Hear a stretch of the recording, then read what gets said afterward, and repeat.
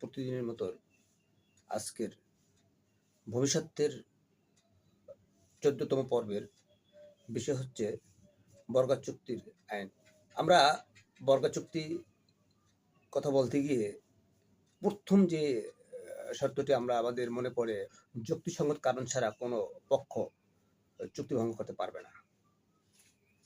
এই যে কোনো পক্ষ চুক্তি ভঙ্গ করতে পারবে না, এই বিষয়টি যদি আমরা কথা বলি, সেখানে আমাদের একটা জিনিস বলতে হবে যে আসলে বর্গাদার কাকে আমরা বর্গাদার বলবো, আসলে বর্গাদার কি?